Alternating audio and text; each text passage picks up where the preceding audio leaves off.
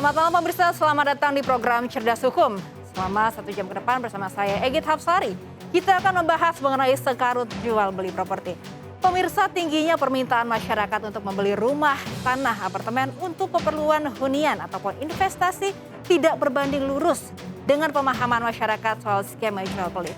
Hal ini dapat menjadi celah oknum yang tidak bertanggung jawab untuk memanfaatkan situasi dan mengambil keuntungan. Sebelum kita memulai dialog, kita saksikan tayangan berikut. Kebutuhan perumahan di Indonesia tiap tahun terus meningkat sejalan dengan pesatnya pertumbuhan penduduk. Menurut data Badan Pusat Statistik BPS per 30 Juni 2020, jumlah penduduk Indonesia mencapai lebih dari 268 juta jiwa. Namun sayangnya banyak masyarakat tidak paham soal skema jual beli saat membeli rumah, tanah hingga apartemen untuk keperluan investasi atau hunian yang menyebabkan munculnya permasalahan dengan pengembang. Badan Perlindungan Konsumen Nasional BPKN mencatat ada 3.598 pengaduan konsumen dalam kurun waktu 3 tahun terakhir. Sebanyak 2.475 atau 68,79%-nya merupakan aduan dari sektor bisnis atau properti baik untuk subsektor rumah tapak, rumah susun maupun apartemen. Salah satu masalah yang muncul adalah ketidakpahaman pembeli dengan skema yang ditawarkan pengembang karena penawaran terlalu menggiurkan dengan banyaknya kemudahan. Ditambah lagi keengganan calon pembeli mencari informasi detail terkait properti yang akan dibelinya. Hal ini mengakibatkan banyaknya kasus wan prestasi, mulai dari pembangunan properti tidak tepat waktu, menjual unit yang tidak mengantongi izin, penggunaan dana konsumen untuk membeli tanah di tempat lain, hingga memainkan spesifikasi atau kualitas material bangunan. Untuk itu, agar terhindar dari penipuan, calon pembeli harus melihat dan mencari kejelasan perizinan, legalitas, dan kepemilikan lahan atau tanah.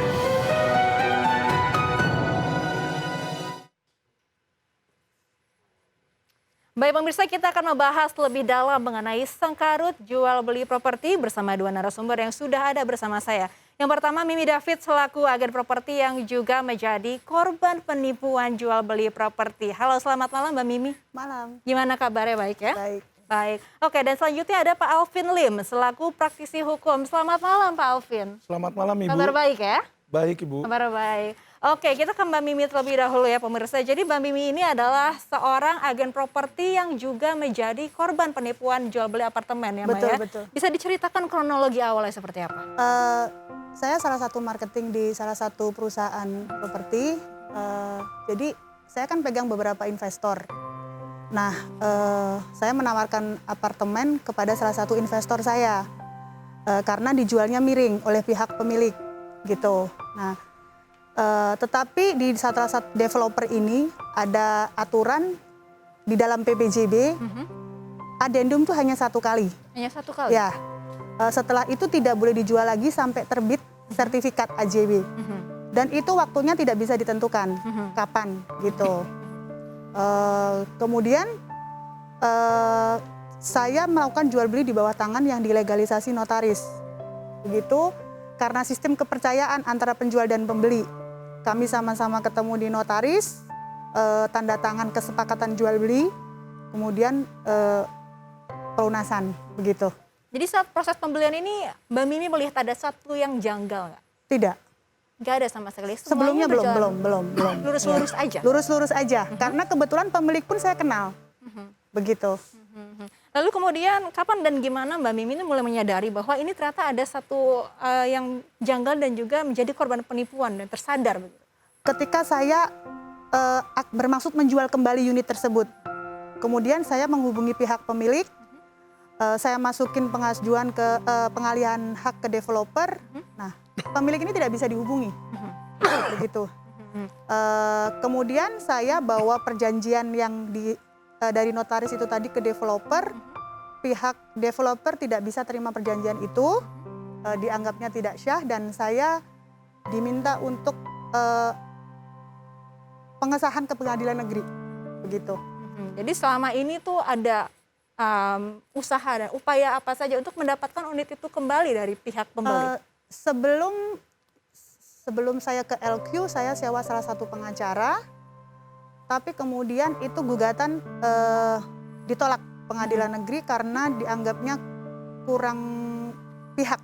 Baik, jadi ada upaya kedua ya, Ya. yang dilakukan untuk mendapatkan unit apartemen ini kembali. Betul. Baik, saya ke Pak Alvin. Pak Alvin Lim, ini melihat kasus yang dialami Mbak Mimi ini ya, apakah ini bisa disebut ada kecerobohan atau kelalaian nih dalam proses pembelian?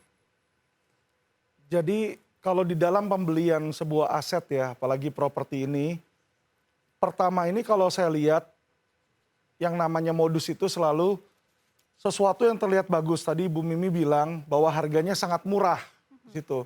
Nah itu sebenarnya sudah sebuah indikasi ya. Misalnya kita tahu harga pasaran mobil Mercy 1 miliar C-Class yang baru. Nah ada yang baru harga 300 juta. Nah kita harus waspada gitu, ada apa kok seperti ini. Ya, jadi di situ satu bisa merupakan indikator yang semestinya konsumen itu waspada. Tapi mungkin karena mereka berpikir, wah ini kesempatan bagus, kapan lagi?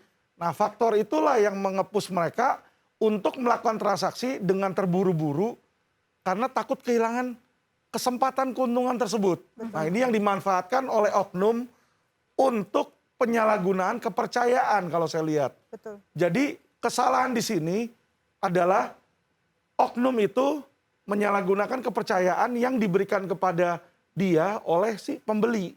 Itu. Jadi saya lihat di sini adalah kesalahan dari oknum. Baik, tapi selama pandemi ini kan memang sektor properti ini mengalami koreksi. Apakah ini juga yang perlu lebih diwaspadai membeli pada saat pandemi seperti ini, Pak? Sangat perlu waspada di situ. Di dalam membeli properti itu kita harus melakukan yang namanya due diligence ya. Due diligence itu harus cermat. Jadi kita harus lihat dulu gitu loh, transaksi apa yang mau dibeli, apalagi properti. Di dalam membeli properti itu yang paling penting kalau menurut saya adalah legalitasnya. Itu paling penting. Ya, kenapa legalitas ini paling penting? Sebagus apapun rumah yang kita lihat atau apartemen yang kita lihat, kita beli saat ini, tiba-tiba legalitasnya bermasalah.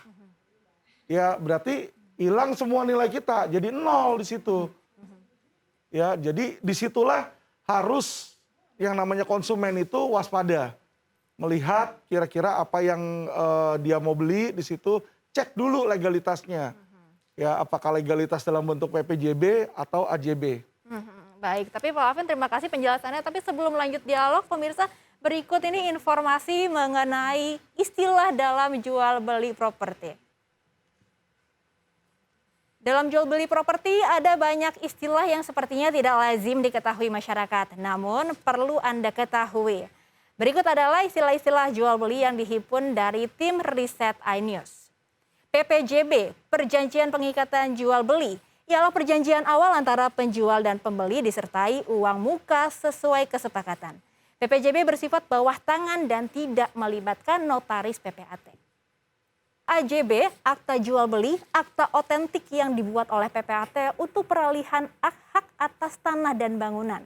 AJB dibuat setelah pelunasan pajak. SHM atau sertifikat hak milik merupakan pernyataan legalitas kepemilikan atas properti sesuai nama yang tertulis. Kemudian ada HGB atau hak guna bangunan, sertifikat kewenangan yang diberikan oleh pemerintah kepada pengembang untuk mengelola sebuah lahan. Dan yang terakhir ada BPHTB, yakni bea perolehan atas hak atas tanah dan bangunan yang merupakan pajak yang dikenakan kepada pembeli properti. Oke Mbak Mimi, ini kalau kita tadi lihat ya banyak sekali istilah jual beli. Ini apakah Mbak Mimi selaku agen properti ini juga mengetahui istilah-istilah ini dan juga mengaplikasikannya dalam bisnis sehari-hari? Tahu. Nanti bagaimana istilah-istilah tadi Mbak Mimi lihat dalam proses pembelian apartemen ini? Kendalanya sebenarnya gini, kita itu kan apartemen yang saya beli itu kan masih PPJB.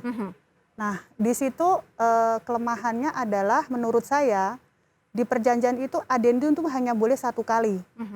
Menurut saya itu merugikan konsumen saya sih, gitu.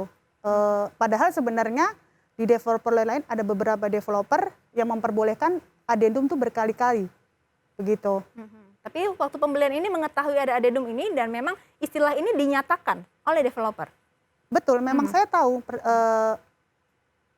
masih PBJB, Masih PBJB ya? belum AJB. Gitu. Lantas bagaimana akhirnya pembeli ini bisa tertipu oleh status dan istilah-istilah yang ada dalam pembelian? Sebenarnya tidak tertipu klien saya, cuman karena ada celah aja sih, gitu. Dari pihak pemilik ini yang one prestasi. One prestasi ya? Betul. Oke, Pak Alvin Lim, ini kan ternyata nggak semua masyarakat ya, ternyata ini awam atau paham akan istilah-istilah dalam jual beli. Nah, ini apakah salah satu indikasi dan penyebab nih mengapa sekarang ini banyak masyarakat yang tertipu?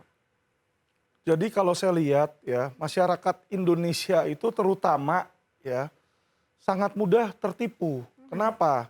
Satu adalah kelemahan dia akan ilmu pengetahuan. Kedua, kebanyakan masyarakat Indonesia itu dia cuek gitu loh. Dia pikir udahlah biarin aja.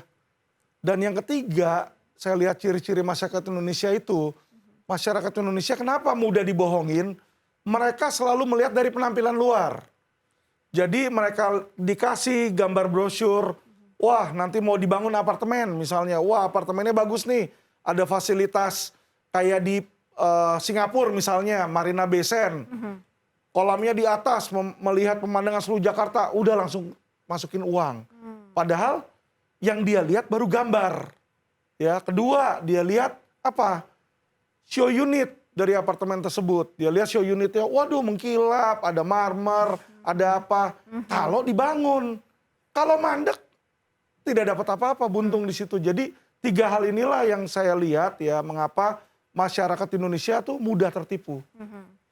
Baik, jadi ini jangan semata-mata terbuai akan show unit, akan janji-janji manis yang diberikan ya Pak Alvin ya. Betul. Oke, pemirsa tim Liputan iNews melakukan penelusuran terhadap sejumlah apartemen untuk mengecek langsung janji manis sales property. Sesaat lagi kita akan membahas ya, hanya di Cerdas Hukum.